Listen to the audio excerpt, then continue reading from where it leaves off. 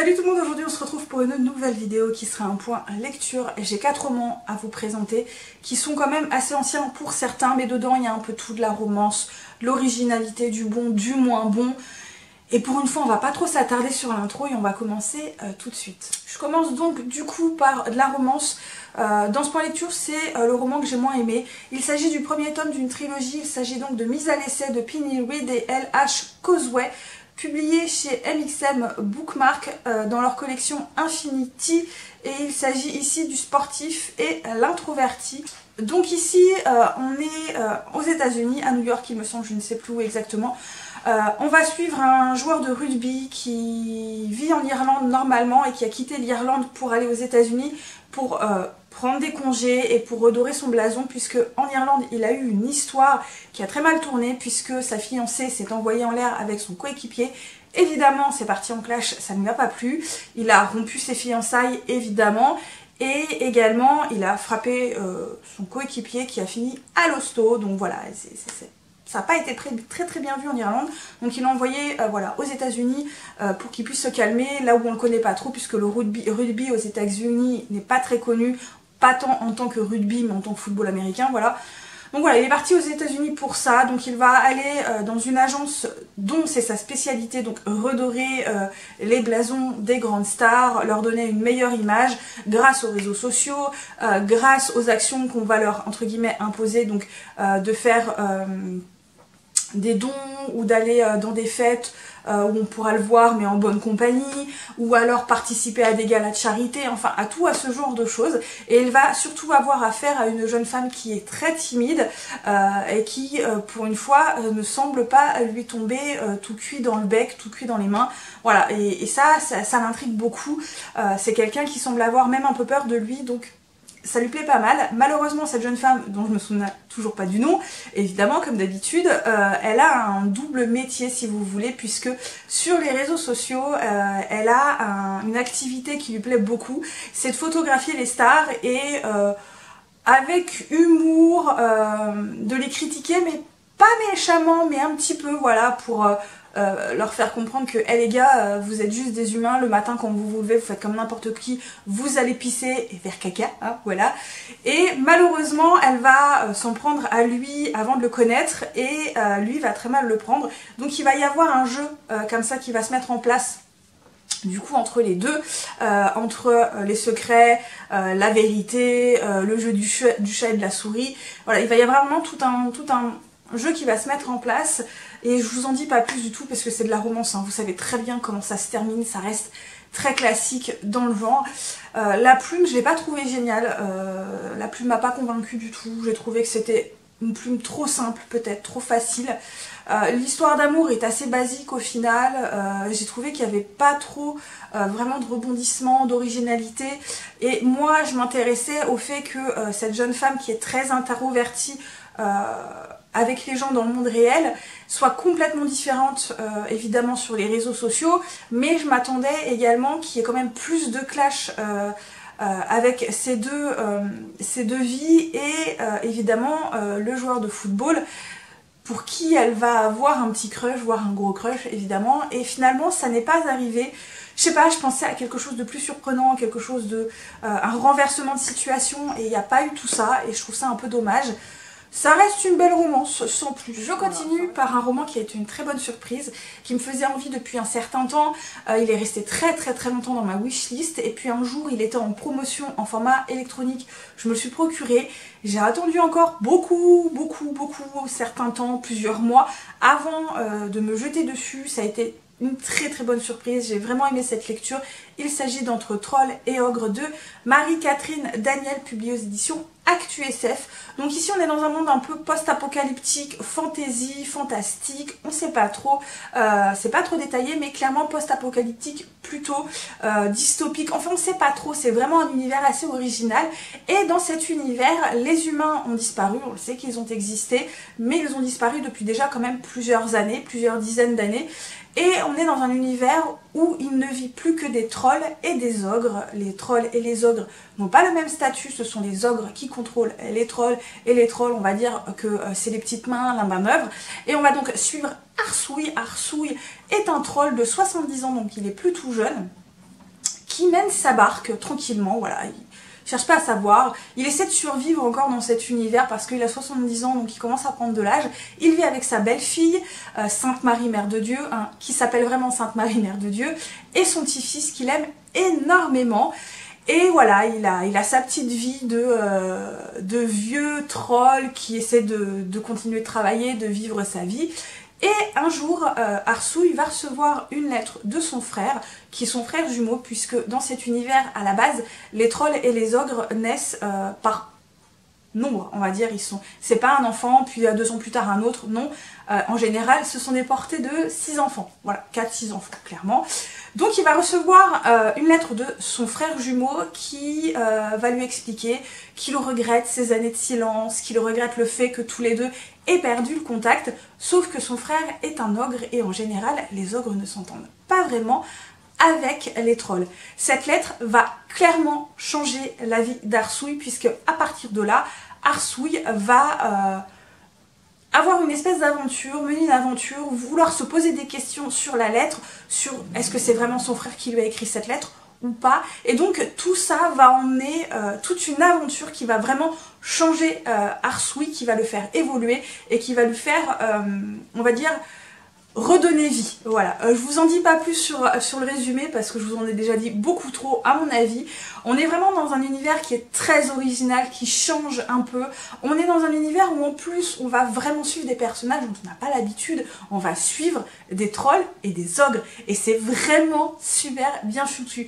Des trolls et des ogres dans notre monde dans un sens puisque ils conduisent des voitures et les enfants vont à l'école. Il y a vraiment tout ça qui fait que on ne peut que se projeter dans cet univers qui ressemble tellement au nôtre mais qui n'est pas le nôtre. Et on va suivre Arsouille. Arsouille, on peut que l'aimer ce personnage. Il va rencontrer tout un tas d'autres personnages qui sont également très attachants.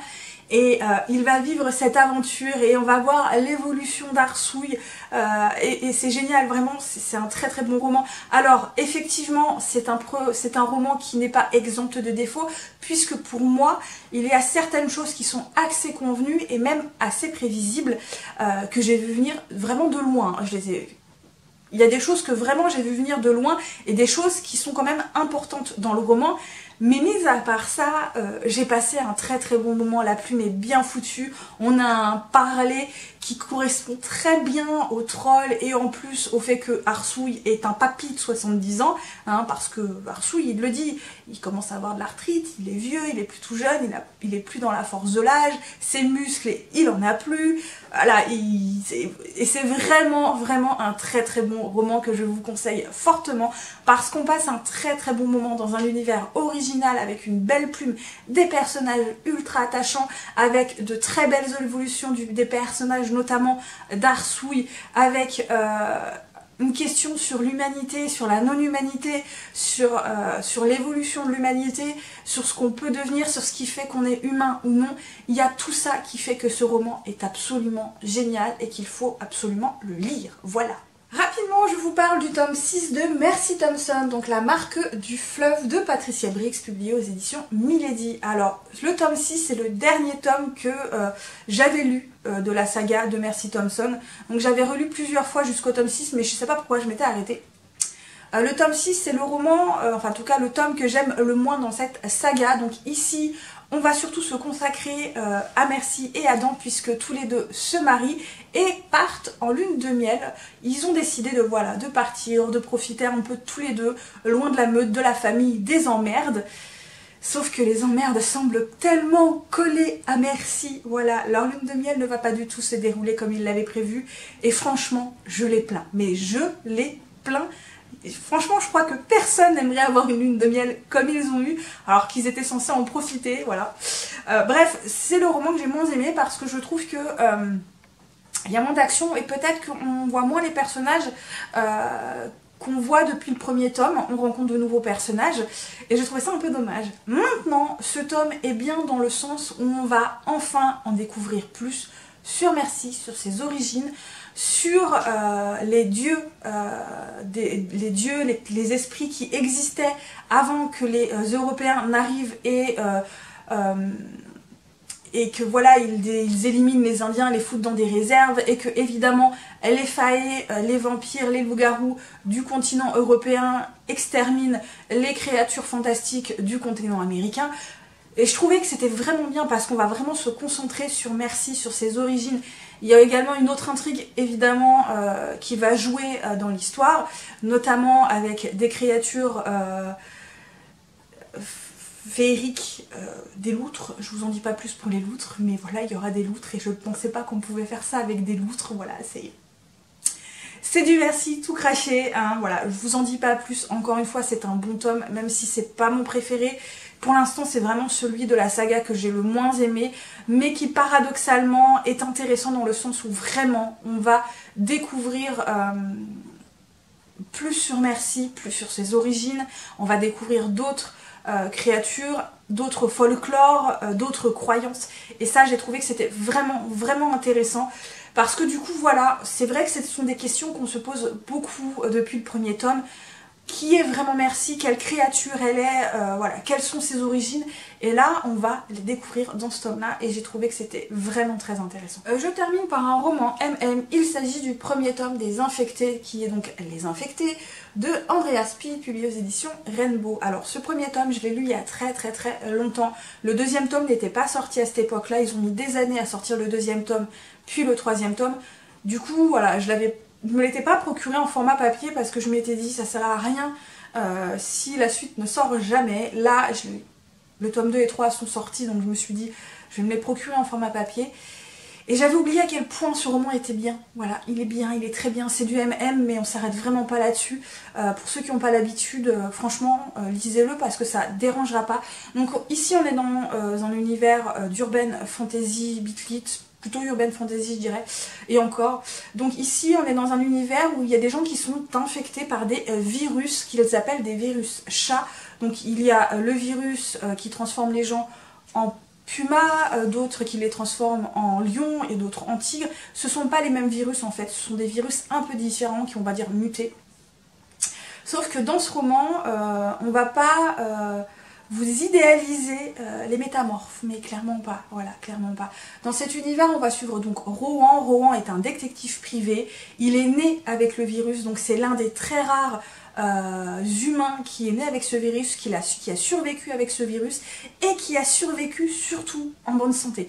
Parce que les enfants qui naissent avec ce virus, souvent sont en très mauvaise santé, ont des malformations, ont des problèmes immunitaires, sont très malades et beaucoup n'atteignent pas l'âge adulte. Voilà, donc Rohan est l'un des très rares à avoir survécu à ce virus et à être en bonne santé. Il sort également avec un jeune homme qui s'appelle Paris, qui lui est infecté par le virus tigre, et apparemment il ne faut pas être vraiment infecté par le virus tigre, puisque le virus tigre est le pire de tous. Très peu y survivent également, et le peu qui en survivent en général ne dépasse pas les 35 ans. Voilà.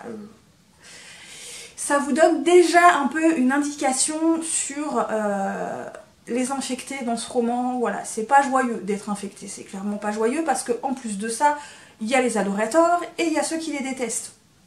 Voilà, donc on va suivre Rohan et Paris dans cet univers. Rohan va être missionné pour retrouver un jeune homme qui a disparu, et en parallèle il va mener une enquête sur un meurtre étrange qui aurait été commis par un chat, donc un infecté. Mais les indices qu'ils ont trouvés sur la scène de crime, en tout cas sur la première scène de crime, sont particulièrement étranges, et du coup Rohan va beaucoup se poser des questions. Voilà, je m'arrête là pour le résumé.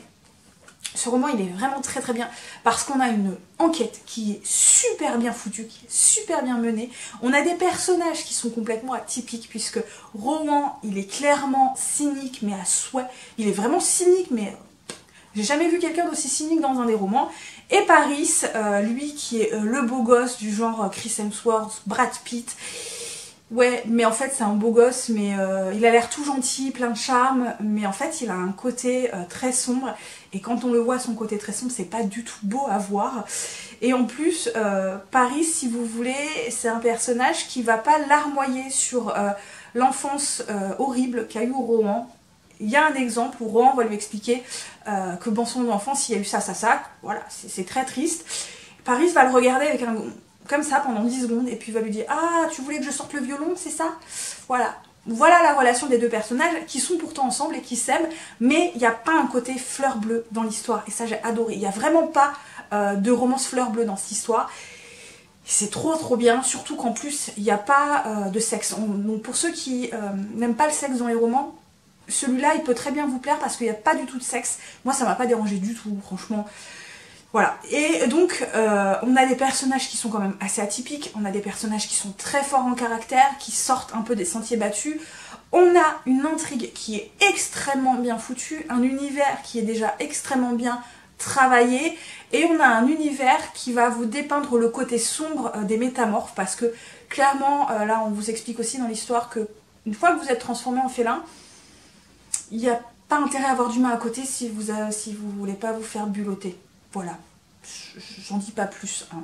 Voilà, donc on vous dépeint un côté quand même assez sombre des métamorphes. J'ai trouvé ça vraiment bien, ça sort un peu des romans beat lit, fantasy, où on a quand même des métamorphes qui ont un côté encore humain. Là, c'est pas du tout le cas. Voilà, ils se transforment pas en 10 minutes, ils se transforment pas par magie comme dans Twilight, ou pof, les vêtements explosent et eux ils se transforment en 10 secondes. Non, non, c'est pas du tout le cas. Et j'ai trouvé que c'était extrêmement bien d'avoir ce côté-là sombre de l'univers des métamorphes, sans compter qu'on a un détective privé avec une intrigue extrêmement bien foutue, des personnages vraiment originaux. Bref, j'ai encore passé un très bon moment. Il paraît petit, mais c'est écrit tout petit. Hein. C'est écrit tout petit, donc vous avez de quoi faire. Voilà, donc j'ai hâte de lire le tome 2 qui est déjà dans ma palle.